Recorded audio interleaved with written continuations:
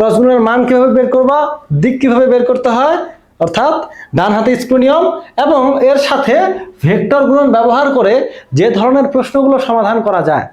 কি কি ছিল মনে করো তো?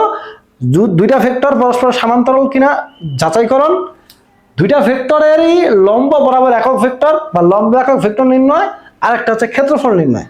এই তিন ধরনের প্রশ্নই আমরা কিছু বোর্ড প্রশ্ন সমাধান করে ফেলি। চলো, তো দুটি ভেক্টর পরস্পর সমান্তরাল কিনা যাচাইকরণের এই কনসেপ্ট থেকে প্রথমেই আমরা একটা প্রশ্ন রেখেছি। তো দেখো, এইরকমই একটা প্রশ্ন কিন্তু আমরা ডট গুণনের সমাধান করেছিলাম। সেখানে বলা হচ্ছিল এম এর মান কত হলে ভেক্টরদ্বয় পরস্পর লম্ব হবে। তো এখানে জাস্ট আমাদের সব সেম, এখানে শুধু বলা হচ্ছে এম এর মান কত হলে ভেক্টরদ্বয় পরস্পর সমান্তরাল হবে। তো আমরা কিন্তু একটু আগে শিখলাম যে ভেক্টরদ্বয় পরস্পর সমান্তরাল হবে যদি আমাদের এদের ক্রস গুণনটা কত বের হয়, 0 বের হয়। তাহলে আমরা প্রথমেই সেটা লিখে ফেলবো।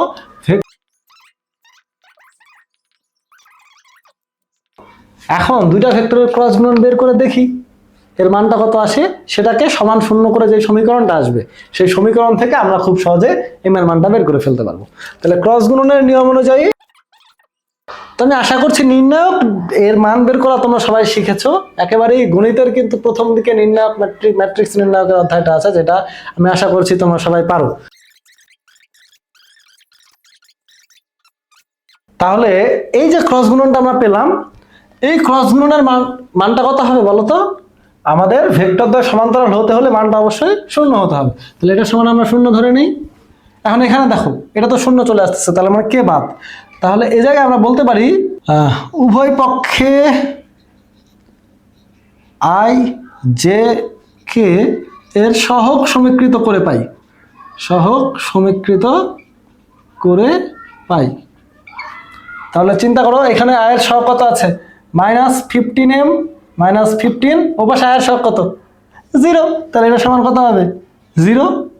আবার এখানে কে বাদ দাও, কে তো 0ই চলে আসছে, উভয় পক্ষে 0। এখানে কে এর সহগ আসতেছে -10 -10m। তাহলে ডান পক্ষে বা ডান পাশে আমাদের কে এর সহগ কত আছে? 0। তাহলে এটা সমান কত হবে? 0। এখান থেকে আমরা পাচ্ছি m = -1। এখান থেকেও আমরা পাচ্ছি m = -1। অর্থাৎ m এর মান -1 হলে ভেক্টরদ্বয় পরস্পর সমান্তরাল হবে, আদারওয়াইজ ভেক্টরদ্বয় পরস্পর সমান্তরাল হওয়ার কোনো সুযোগ নেই। তো এইভাবে m এর মান বা একটা নির্দিষ্ট আননোন ভ্যারিয়েবলের মান বের করে তোমার ভেক্টরদ্বয় সমান্তরাল হবে কিনা এই ধরনের প্রশ্ন না করে অনেক সময় দেখা যায় ডাইরেক্টলি তোমাকে এইখানে একটা ভেক্টর দিয়ে দিয়েছে। যেমন ধরো এখানে আমি বলে দিলাম যে এটা 2j বা এটা -j, হ্যাঁ এটা -j, এটা -j। এই দুইটা ভেক্টর সমান্তরাল কিনা যাচাই করো। তোমাকে মাঝে মাঝে কোনো আননোন ভ্যারিয়েবলের মান বের করতে না বলে সরাসরি দুটো ভেক্টর দিয়ে বলতে পারে যে এই দুটো ভেক্টর পরস্পর সমান্তরাল কিনা যাচাই করো। সেক্ষেত্রেও তুমি কি করবা? সরাসরি ক্রস গুণন করবা। তো এখানেও যদি আমার এই যে এর সহগটা -1 হতো, তুমি চিন্তা করো এখানে -1 বসালে এটাও 0, এটা তো 0 আছে, এটাও কিন্তু 0 হয়ে যেত। তো যে কোনোভাবেই আসুক না কেন, যদি যাচাই করতে বলে তাদের ক্রস গুণন বের করবা, ওটা অবভিয়াসলি 0 আসবে। তাহলে 0 আসলে সেটা সমান্তরাল, না আসলে সমান্তরাল না। আর যদি এই যেভাবে আমি প্রথম প্রশ্নের সমাধান করলাম এইভাবে একটা আননোন ভ্যারিয়েবল দিয়ে দেয়, তাহলে তুমি ক্রস গুণন বের করে 0 ধরে নিবা, ধরে উভয় পক্ষে আই জে কে এই তিনটা আয়ত একক ভেক্টরের সহগগুলো সমীকৃত করবা। তাহলে এই পাশের সহগ যেটা আসবে সেটা সমান 0 হয়ে যাবে। কেন? ডান পাশে কিন্তু আই জে কে তিনটারই সহগ কিন্তু 0। তাহলে সহগ সমীকৃত করলে এইভাবে খুব সহজে তুমি আননোন ভ্যারিয়েবলের মানটা পেয়ে যাবা। তো এরপরে আমরা লম্ব একক ভেক্টর সংক্রান্ত একটা প্রশ্ন সমাধান করে ফেলি। এই দুটো ভেক্টরের লম্ব অভিমুখে একক ভেক্টর নির্ণয় করতে বলছে, তার মানে লম্ব একক ভেক্টর নির্ণয়। খুবই সহজভাবে আমরা জানি লম্ব একক ভেক্টর মানে হচ্ছে দুইটা ভেক্টরের ক্রস গুণন করব এবং এই ক্রস গুণনের যে মানটা বের হবে এই মানটা দিয়ে আমি যদি ভাগ করে দেই তাহলে আমার লম্ব অভিমুখে একটা একক ভেক্টর বের হয়ে যাবে। তাহলে আমি যদি একক ভেক্টরটা বের করার জন্য প্রথমে ক্রস গুণনটা করে ফেলি, ধরো এই ক্রস বিটা যদি করে ফেলি, এখানে আমার আসতেছে I,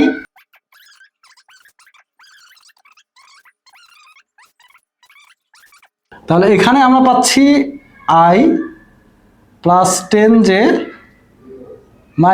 18k। a cross B এর মান হবে root over 1 square plus 10 square plus minus 18 whole square. তো এই মানগুলো যদি আমরা এখানে সরাসরি বসাই দিই, রুট ওভার 425, তোমরা চাইলে ক্যালকুলেটরের সাহায্যে একটু রিচেক করে নিতে পারো। তাহলে এখানে আমাদের a ক্রস b হবে i plus 10j minus 18k, এবং এটার মান রুট ওভার 425। তাহলে আমাদের লম্ব অভিমুখে একক ভেক্টরটা কিন্তু খুব সহজে বের হয়ে গেল। আমরা এটাকে সাজিয়ে সুন্দর করে লিখতে পারি 1 by root over 425 i plus 10j minus 18k। তো ক্রস প্রোডাক্টের সব থেকে সহজ প্রশ্নগুলোর মধ্যে এটা একটা, যেটা হচ্ছে লম্ব একক ভেক্টর নির্ণয়, এবং খুবই কমনলি বোর্ড পরীক্ষায় এটা গ নাম্বারে আসতে দেখা যায়। তো সহজ প্রশ্নগুলোই কিন্তু বোর্ড পরীক্ষায় বেশি আসে। আমরা স্বভাবতই কঠিনগুলোর দিকে একটু বেশি নজরদারি করতে গিয়ে সহজগুলোই কিন্তু পরীক্ষার হলে গোলমাল করে ফেলে আসি। তো আমার মনে হয় যে এই লম্ব একক ভেক্টর নির্ণয় সংক্রান্ত কোনো সমস্যায় তোমরা আর আটকে যাবা না। জাস্ট মাথায় রাখবা, যেই দুইটা ভেক্টরের লম্ব বরাবর আমার একক ভেক্টরটা বের করতে হবে, সেই দুইটা ভেক্টরের ক্রস গুণন করব, এবং সেই ক্রস গুণনের যে মানটা আছে সেটা দিয়ে ডিভাইড করে ফেললেই আমার খুব সহজভাবে লম্ব একক ভেক্টরটা নির্ণয় হয়ে যাচ্ছে। এরপরে যদি আমরা ক্ষেত্রফল সংক্রান্ত আরো দু একটা ম্যাথ দেখে ফেলি, তাহলে কিন্তু ক্রস গুণন এই টপিকটা আমাদের কমপ্লিটলি শেষ হয়ে যাচ্ছে। তো এখানে আমরা দুইটা ভেক্টর দিয়ে রেখেছি, যে দুইটা আমার একটা সামান্তরিকের দুইটা সন্নিহিত বাহু নির্দেশ করছে। তো প্রথমত আমার যদি সন্নিহিত বাহু দেওয়া থাকে, তাহলে আমার ক্ষেত্রফল নির্ণয়ের প্রসেসটা কি ছিল? শুধুমাত্র এই দুইটা ভেক্টরকে ক্রস গুণন করলে যে মানটা বের হবে, সেটাই কিন্তু সরাসরি আমার ক্ষেত্রফল বের হয়ে যাবে। তাহলে ক্ষেত্রফল সমান হবে এই যে দুইটা ভেক্টর আছে পি এবং কিউ, এই দুইটা ভেক্টরের ক্রস গুণনের মানটা। আমরা কিন্তু কিছুক্ষণ আগেই পুরো কনসেপ্টটা খুব ভালো করে বুঝেছি, কেন পি ক্রস কিউ অর্থাৎ দুইটা ভেক্টরের ক্রস গুণন করলেই আমরা ক্ষেত্রফল পাবো। আশা করি এই কনসেপ্টে কারো কোনো সমস্যা নেই। তাহলে এখানে নির্ণায়কের সাহায্যে যদি আমি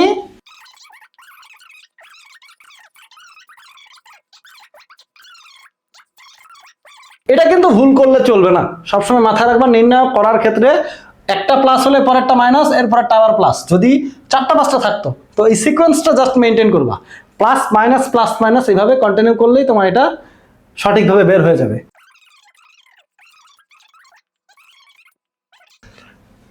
-59 -20j প্লাস 8k। তো এটা কিন্তু আমার ভেক্টর রাশি বের হয়েছে। তো ক্ষেত্রফল এর মান নির্ণয় করতে গেলে শুধুমাত্র এটার যদি মানটা বের করে ফেলি, আমার ক্ষেত্রফলটা নির্দেশ হয়ে যাচ্ছে। তাহলে ক্ষেত্রফল সমান হবে root over 15 square plus -20 whole square plus 8 square, যেটার মান হবে 26.25 বর্গ একক।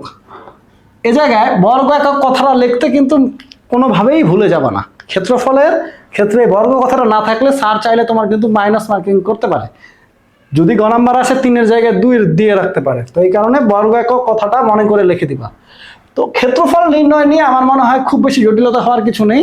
যদি এই জায়গায় আমার সন্নিহিত বাহু না বলে আমার কর্ণ বলতো, জাস্ট এখানে যদি কর্ণ বলতো, হ্যাঁ কর্ণ বললে আমরা কি করতাম, এই যে মানটা বের হয়েছে এটাকে হাফ দিয়ে মাল্টিপ্লাই করে দিলেই কিন্তু আমার এই সামান্তরিকের ক্ষেত্রফলটা বের হয়ে যেত। অর্থাৎ 26.25কে হাফ দিয়ে মাল্টিপ্লাই করলে আমরা পাবো 13.12 সামথিং।